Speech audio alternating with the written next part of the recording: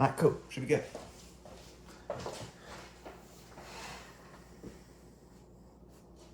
All right, count it off, Cole. All right. 3, 2, 1. Action. Hey, Cole, welcome back. Season 2, West Coast Unplugged number 7. We're back, everybody.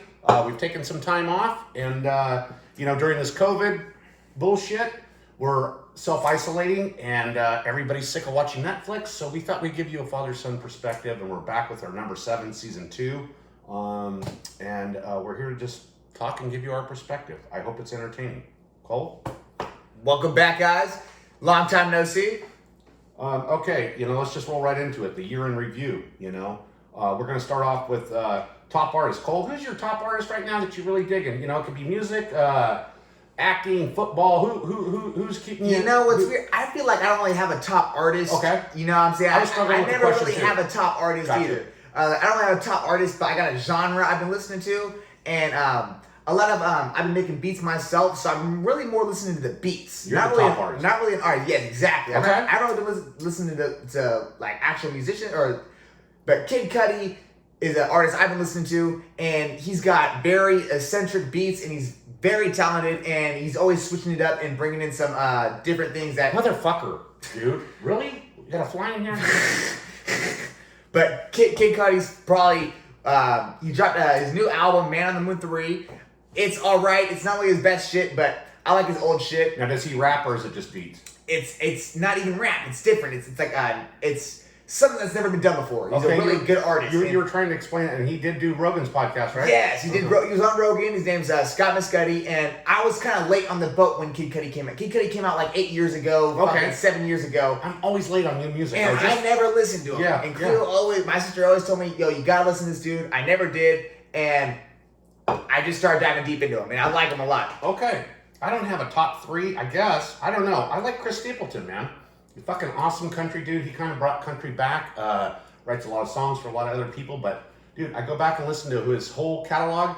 He don't have a bad song. And it's really good, and it's not that shitty pop country music. It's actually good music. It kind of falls in between southern rock and roll, and country, So it's kind of, it's nice, easy listening to. Of course, I'm getting older, and it's just like a little bit more mellow music. Now, for the kids out there that don't know Chris Stapleton, what's the era? What era was Chris Stapleton in? Was he like 80s pop? No. Like, He's relevant right now. He's only got 3 albums out, but he's won Grammys for writing songs for other artists for a long time. Oh, like for example, Dusted off his guitar and started doing his own shit, and he just fucking blown up. Damn. Yeah, and everybody's digging him. I mean, he's just really and I was listening to another thing. If you guys want to check out the Independent live streaming radio, 88.5, a great radio station. It's out of LA, and they play everything.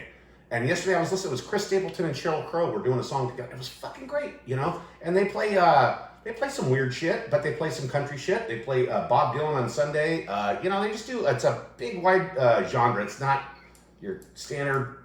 Mixes it up. God. Breath of fresh air. God, it is great. So that's kind of who I'm rocking right now. Low Cut Connie, I found on 88.5. I like those guys. They're kind of neat. Anything better than the Floyd. Right. Yes. You don't want to hear Aerosmith. Dude looks like a lady one more time, right? So moving on, Cole.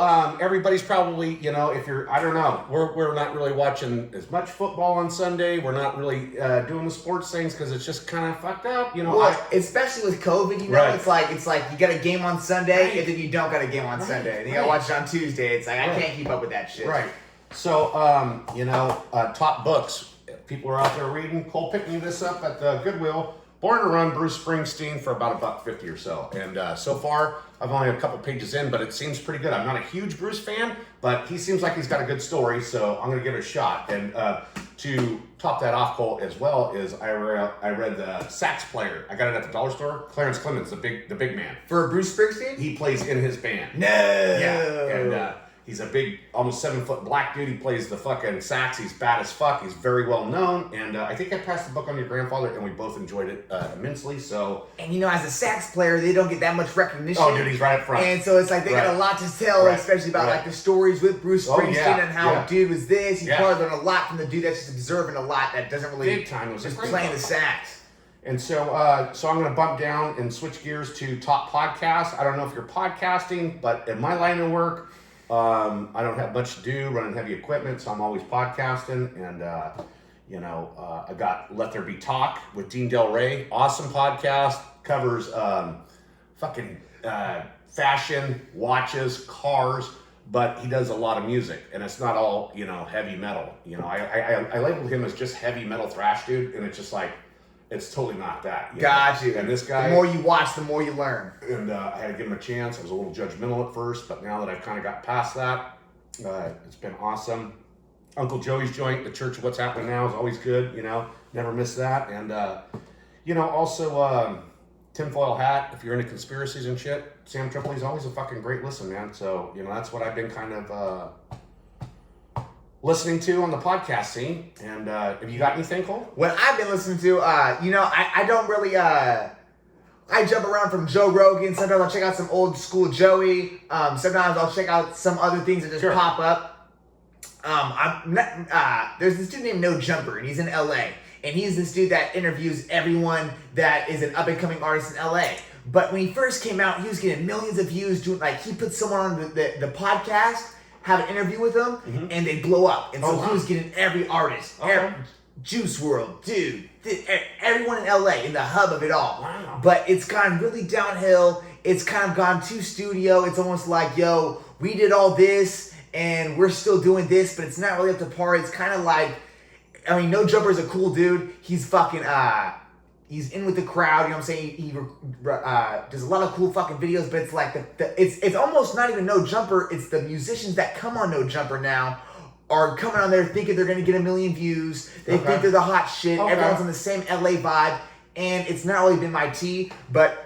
You see that a lot in Hollywood. Like Joey Diaz said, he had to move to New Jersey, right? He goes, I got to wash this fucking Hollywood off me. He goes, I got to fucking stink on me. It's ridiculous. Yeah, it's a money grab constant, and that's what I like about Dean. Dean's a stand-up comedy, and he's always been into music, and he's very interesting. He's more interesting than the fucking people he has on there, and they're famous. Yeah, you know what I mean? And he's just a smart guy. He's got a lot of knowledge, and. So I'm finding that really funny. But there's one more Joe Budden podcast. Okay. Now Joe Budden is now I like to watch music podcasts. They talk about music and what's going on in the music scene, so it kind of gives me an idea of what's going on with the hip hop scene and what's going on. Keeps me updated. Cool.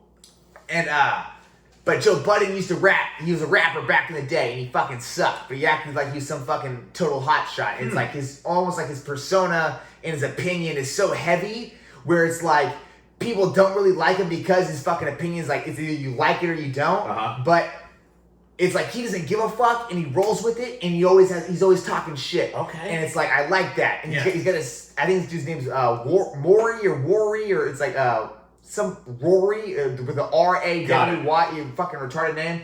I shouldn't say that, but good sideman on this job. You got 3 people that got a good team, and they just talk politics in the rap game and how fucking this dude needs to fucking get his shit together, or this dude's really doing good. And it kind of gives me a different perspective on rap music. Okay. That's one more I've been listening to. The Joe Budden podcast. Okay. Sounds, if you're into hip hop, sounds like something you might want to check out at home, whatever. We're just going to throw out what we like. If you guys don't like it, don't listen to it. We could care less.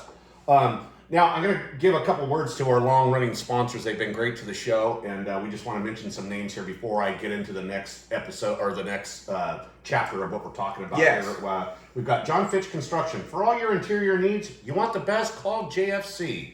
Great guy in Livermore. And number 2, the Schwag Armtrauts Roofing. For all your roofing needs, simply the best. They're great guys over there. Give them a call. Adonis Concrete Pumpy, Tri-Valley area only. This guy doesn't leave a 10-mile radius. And last but not least, the longest running sponsor is FYT. It's Fuck You Trucking for all your rock and dirt needs, and established 1942. And don't call us, we'll call you. That's their motto over there at FYT. So there's some local sponsors. If you guys want to spend some money locally, give them a call. And okay, so I'm going to move on to corporate conformity, Cole. Right? You work for a Fortune 500 company now. How are you feeling about that? It's a paycheck, you know what I'm saying? It's a job. It's something temporary, but it's something that's actually pretty cool. For those of you who don't know, I quit my job at In-N-Out Burger. Probably last time you guys seen us on West Coast, I was probably working at In-N-Out Burger. Sure. And quit my job, and I applied to Amazon, got a job at Amazon. It's very different. This place has 5,000 people hired.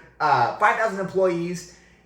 And it's just a lot of people. There's not really a boss there. You don't know who's in charge. It's fucking a lot of people. But it's cool because you get to meet a lot of cool people. And you show up for a paycheck. And that's basically all you gotta do. It's fucking simple. You don't know. Now, I think also with Amazon during the COVID, Cole, I think if you would have got a job there in regular times, I think there would be a lot more structure, right? No, yes. So it's holiday, yes. it's COVID, that place is blowing up. They just built that huge building here in Oakland, right? So they got a lot going on. So maybe it's kind of like sheep just wandering right now. No, it really is. Like, people are doing 5 days a week, 12-hour shifts as your full time. Insane. And it's like... But hey, there's people out there that need that right now. So Amazon's not a bad thing, No, right? it's not. It's keeping the lights on for a lot of people, right? And it's like, yo, you go in there, you wear your mask, you deal with the bullshit, and you show up, and it's not like someone's saying, oh, you gotta work harder, you gotta work faster, you're doing this wrong. No one's bashed. There's no managers breathing on your neck. It's basically show up, scan some boxes, make sure you're doing it the right way, and as long as you're there,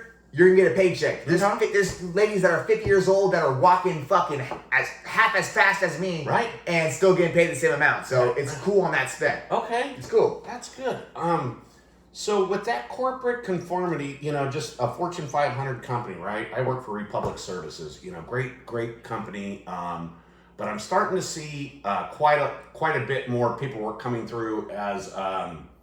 We had to do a harassment video and stuff like that, and I'm all for it, but it kind of was disturbing to watch this thing because it seemed like it was basically, people of color and the angry white boss yelling at them and making stupid bullshit comments to them where they were offended, and I thought that was really strange because I work for a company that's pretty much, I would say, 75 to 85% Hispanic. You know what I mean? So the traditional white boss, yelling at these guys, it was just like, what the fuck is going on? So that brings up, the propaganda they're shoving down our face during COVID on TV.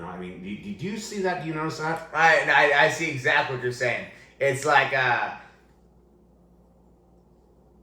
it's fucking bullshit. It's really just fucking whatever. I feel it's by design, right? It's weird too because you see some shit and you're like, wait, what? It's like you don't think that way, right? And it's not even that way, but it's like, yo, it goes for both parties. Mm-hmm. Where to the point where it's like, oh, you think this way and this person thinks this way, and it's all just meant to divide. Right. And it feels like they're just dividing people even more. It's like, why even have a video like that when you totally don't feel that way? And you don't feel that way, but they make you feel that way. Right. And it's like they're doing that everywhere. Right. They're doing that fucking, and it depends on where you live and shit. Maybe across the fucking states it's different and shit. Mm-hmm. But I've noticed in California shit's been getting real fucking weird lately. California's definitely getting strange. Lots of people moving out. It's like we're near the water. Fucking LA. Fucking Newsom. Everyone knows it's fucking weird shit. But it sucks we live here. And that doesn't always suck. But we just gotta fucking deal with shit. We always loved to live in California. We were always proud of it, right? Yes. And now it's just become like this hateful, divided bullshit. It's just like, really? And that goes into social media, where the social media just fucking pushes almost a fucking agenda. You got Twitter, you got Facebook, you got Instagram, right? And YouTube, right? 4 of the main ones in Silicon Valley, San Jose, right here. And they're just like constantly pushing this agenda to where it's like, hey, these used to be great platforms to talk on, non-censorship, And now they just take people off for saying certain things. Just no. Oh, you don't like this guy? No, you're out. You don't like that? Oh, you like that guy? You can stay. It's just like, and so I've noticed it's like it's drawn a lot of YouTubers and YouTube content creators that back in the day, 10 years ago, they were fucking raw, raunchy, doing good content. That was like actually real good fucking solid content, and nowadays honesty, that's all we're looking for. Everyone's going PG-13 for the family-friendly content, right. Where everyone that's watching YouTube nowadays is fucking 6 years old, 5 years old. Oh. There's little kids watching YouTube. Right. So if everyone goes PG-13, you got these guys that are fucking grown men doing little fucking kid shit because that's what's fucking it. That's what's YouTube's allows them to fucking put out. Sure. Get views, and they make a fucking fat paycheck. But it's just not for the older crowd. It's just like things are fucking changing now. Well, YouTube used to be a lot more like, let's say, 16 to 25-year-olds just doing wild shit. Yeah, underground type shit. Right, and everybody loved it. Skateboarders for security. Right, totally. Felony fights. That was a great one. The guys that get out of prison and they fucking meet up out in the desert and just fucking blast their knuckle. That was now they got a fucking restriction on it, or you got to be signed in to make sure you're 18 plus older, or whatever the fucking bullshit. Lots of rules, so there's a lot of censorship coming our way. I feel it at the job place. I feel it on all the social medias. And And then you notice even sometimes, even you go to the grocery store, you notice kind of, you just feel a certain vibe with someone. You're like, whoa, what the fuck? Like, people just have a stigma or a stereotype that they're just mad for some reason. And it just kind of fucking, I don't let it affect me, but sometimes it bothers me. I'm like, yo, like, people just fucking, I don't know. I just can't keep up. California's weird. Everyone's mad. Everyone's in a rush. It's fucking too much for me to keep up with. I'd rather just fucking stay home and fucking hang out. Mad hamster wheel, you know, it's just go, work, fucking, you know, okay, you get a little time off, you know, boom, drink yourself to death and go back and start Monday. Then you got the people that fucking don't have nothing going for themselves but a job that they work fucking 12 hours a week or 50 fucking hours a week, and they buy this fucking nice car and they think they're a fucking hot shot and they're a big fuck you asshole. Right. Let's take a minute for everybody and let's just all be grateful that we have our home and our health and we have jobs. Because there's a lot of homeless people out there, right? That is true. You gotta always remind yourself to be grateful for what you do have, you know. That is true. Because you could be fucking out on the skids, you know. So, you know, basically we covered, you know, the things I wanted to hit on. You know, we're back for season 2, West Coast number 7 Unplugged. We really enjoy this program for you guys, and I know we've taken quite a bit of time off, but there's been changes, you know, in our lives, so we're trying to come back. You know, I am gonna basically go down with what kind of music are you listening to today, Cole, to give the listeners something to go to instead of TV. If you want to turn on a new album, what would you go to?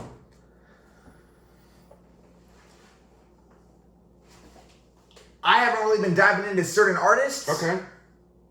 But I've been looking up on YouTube whatever I want to listen to. So like I'll look up underground trap music. Okay. And YouTube will come up with a playlist. Oh, nice. An already mixed playlist where it's got fucking every different that. artist, and you can get a whole genre of like you can look up reggae, good vibes music on YouTube, and it'll show up with a mix on there that's got 100 songs, and you can just let it play. If you don't like the song, you hit skip. Sometimes you got ads, but for the most part, I just been whatever vibe I'm feeling. If I want to listen to rock and roll or whatever, I'll turn on a playlist on YouTube that's already preset. Love it. And I'll get new songs and shit from there. So that's what I've been doing. Okay. Like I said, I got 88.5, the independent. I'm learning how to live stream on my phone through my Block Rocker, and I really like that station. Definitely, Chris Stapleton's been really good right now. Another good album, if you guys haven't heard it, Love, Power, and Peace by James Brown, live in Paris. Great album, killer. James Brown. Oh yeah, it's awesome, man, and it's a really great album. And I found out about it on Let There Be Talk through Dean. If Dean says a band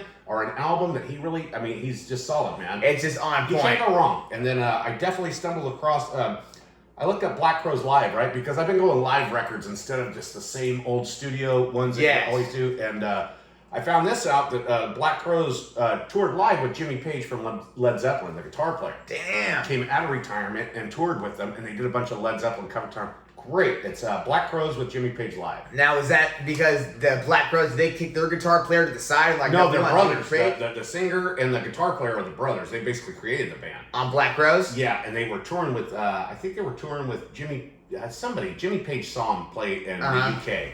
And he came out and played a song with them, and he really liked their style and the way because it's kind of bluesy and it's kind of, you know. They could run 2 guitar players without having fucking like friction? Is that a thing? Like, you know, oh yeah, you can run 3 guitars. Leonard Skinner had 3, you know. No shit. Oh yeah. But you get a very diverse sound when you have that much. I mean, that's a lot of action to follow. Yeah, you know it's a mean? lot of fucking orchestration. You have someone running that fucking shit to make it all go smoothly. But if you have a giant guitar player and a couple, you know, like the guitar background guys hitting side notes and shit. Well, they just kind of back off. You know, they can kind of slow it down and kind of give them space to move around. You know, you keep the rhythm and just let the other go off the ear too and flow with it. Okay, a little bit. So yeah, no, basically that's what I have for music, podcast, books. There was another book I read. It was pretty good. I can't think of the name. I don't have it on hand. I'll have to get that on West Coast Unplugged number 8. I'll bring it up. And yeah, and I think I've covered just about everything on our list here, Cole. If you have anything else to add, we've got our sponsors out. You know, the hats, the t-shirts. Everybody always kicks us down. Great stuff. So if you guys need some service in the Tri-Valley area, please give them a call. And that basically wraps it up for West Coast number 7. Intro to season 2, episode 1. Season 2, episode 1. Cool. Episode 7 in total. Oh, we got a special guest coming too, you guys. Shaka Bra 420. Big sis. We want to get our sister on the episode, on one of these episodes. She works a lot. She's working 40 hours a week. Right. But she's cool enough where she's gonna come on here and chop game with us about certain topics and artists that she's listening to. And she's got good music taste and good music knowledge, and she's ready to drop some knowledge for you guys and hopefully inspire you guys to check out some cool music that she's into. Because she's, Hell yeah. she's one of my biggest inspirations when it comes to music, because she's got a lot of cool shit. Yeah. Kid Cudi's her shit. She loves that dude. Okay. She mixes it up. She's got good game, good taste, and I think you guys will be excited to see season 2, episode 2. Great. And, Episode 8. yeah, that's about all I have, you guys. So, till we see you guys again, thank you, and please subscribe and leave a comment. Subscribe, leave a comment, and leave a like and comment down below what you want to see us talk about and what artists you're interested in and what you've been doing through quarantine and how you've been staying busy. Cheers. Thanks for stopping by, and we'll see you guys in the next one. 10-4. Nice. Cut. Nice. All right.